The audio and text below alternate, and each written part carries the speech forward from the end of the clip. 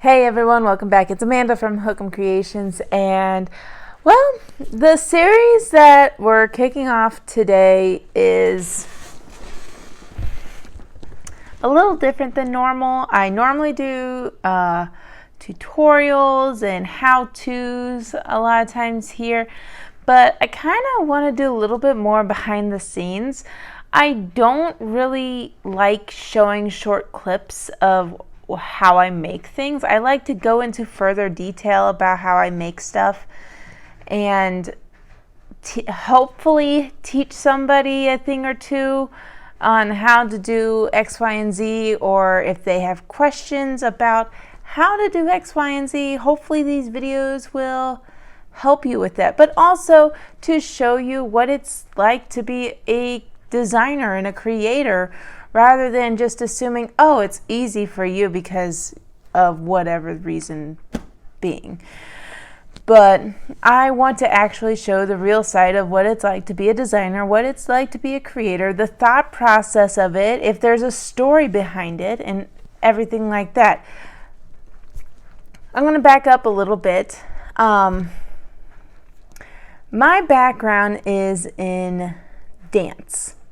I actually hold a bachelor's degree in dance business from Anderson University in Anderson, Indiana. And it is a hybrid degree, so it is like 3/4 dance and 1/4 business. The degree allowed us to either go the nonprofit route or administrative business, and I went the administrative business route. And yet I have experience in both, not gonna lie. However, in my 4 years of college dancing, we had to take courses on how to create and choreograph dances, and we called it dance composition classes.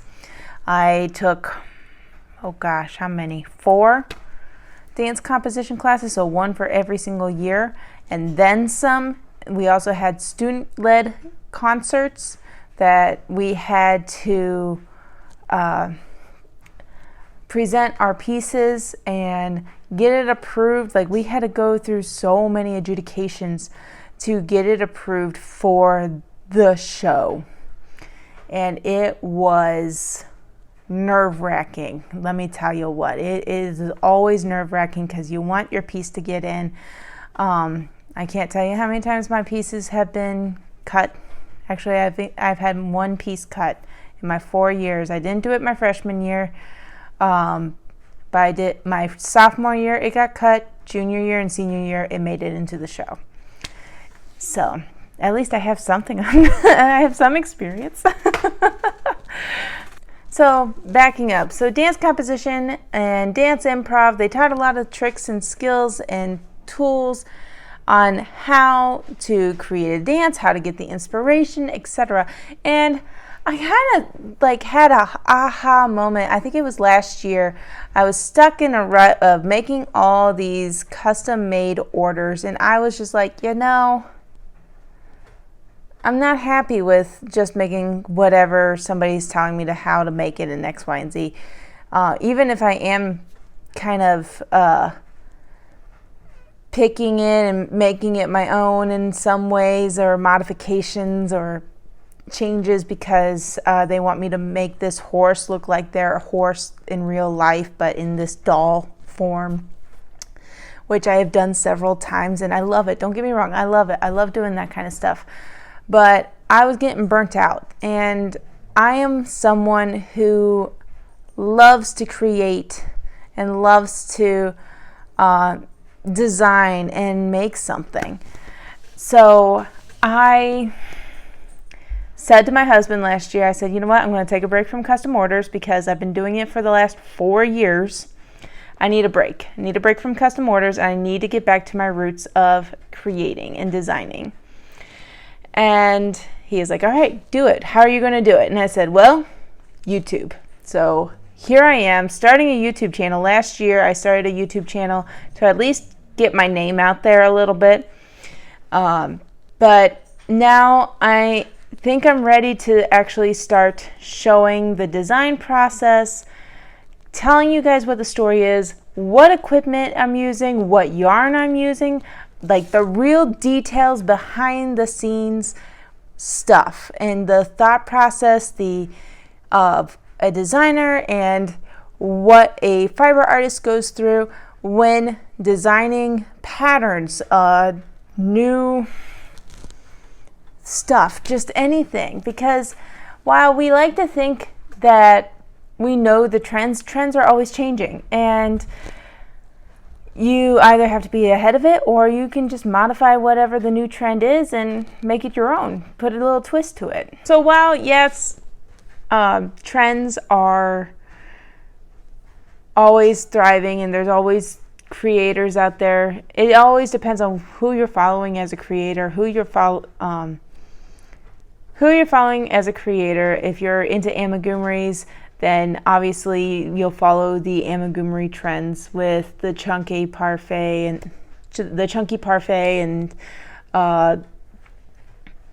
and sweet snuggles and yarn like that.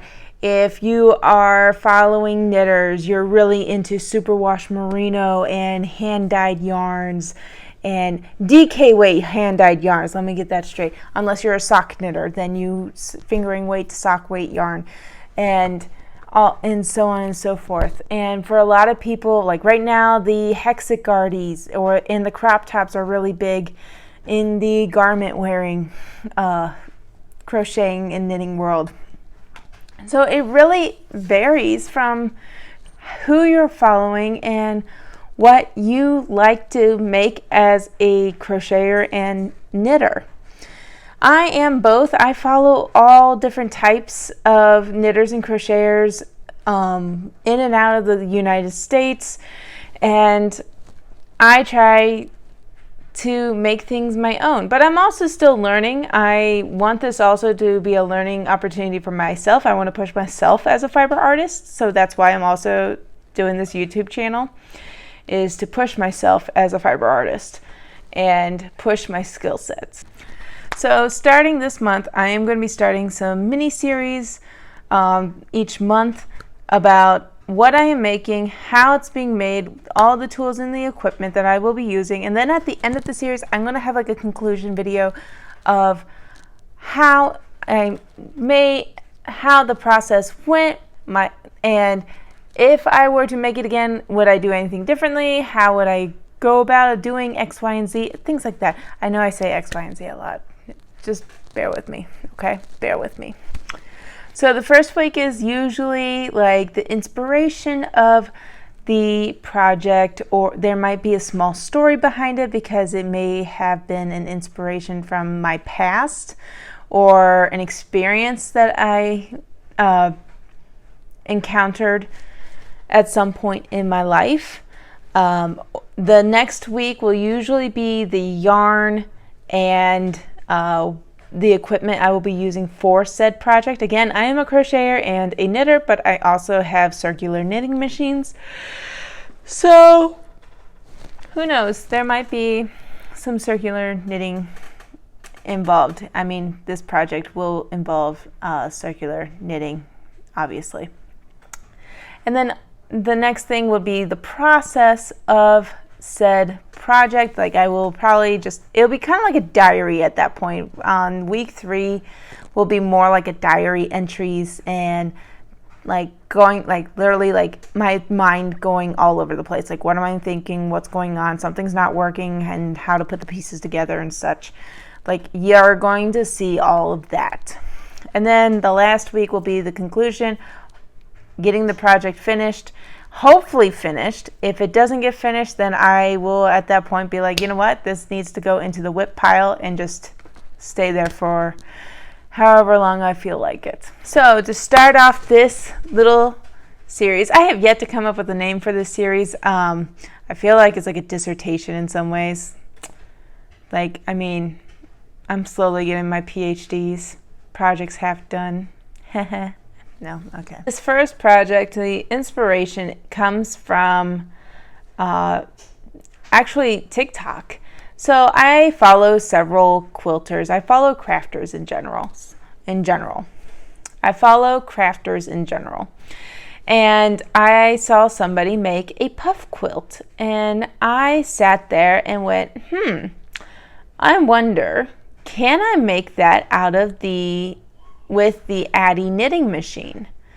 And I mean, I'm talking about like the little one, not the big one, the little one. I've seen people make quilts and blankets out of the Addi, the king size knitting machine. I have yet to see it with the smaller version. I keep trying to look for it, but I don't know if I think I'm looking in the wrong places. I keep looking on Pinterest, but I haven't seen it done yet on the smaller knitting machine yet. But in my thought process of coming up with this blanket is, can I do a puff blanket with the Addi Express, the small one, knitting machine? And if so, how would I do it? And so I looked all over the internet to see if somebody has done it yet, and so far I can't find it anywhere. I've seen crochet patterns and hand knitted patterns, but I have yet to find an Addi knitting machine or Centro knitting machine puff blanket.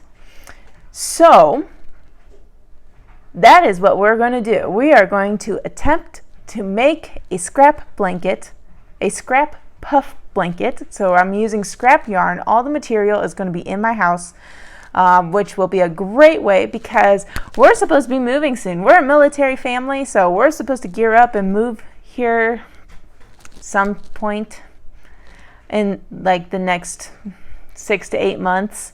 We're still waiting on a few things, but I'm crossing fingers that we'll get it soon, and I will be making the announcement of when we're moving on my social media, because obviously we have to shut things down. We'll shut down our website, everything, because we won't have our stuff to do things. So we will definitely be posting on our social media when all that news comes out. But in the meantime, I gotta use up my yarn. So I will be using scrap yarn from my stash, or just yarn that's just sitting in my stash that needs to be used. So that is what we're going to do. And I am going to be doing some trial and errors on how to do this project, because that's the other thing, is I got to do it when my kids are in bed. That's going to be hard. Because at the end of the day, I'm so tired and so exhausted that I don't want to do anything. Or I just want to do like one of my mindless projects that are like whatever. I'm not thinking about it. But this one may cause my brain I have to use my brain with this one probably, because it's going to involve math. Everything in the fiber arts requires math to a certain level. And I can't believe I told my parents, who hold mathematics degrees and computer science degrees, that I will never use it. And here I am, a small business owner, using math to figure out dimensions and sizes and numbers and patterns, and it's just, oh gosh.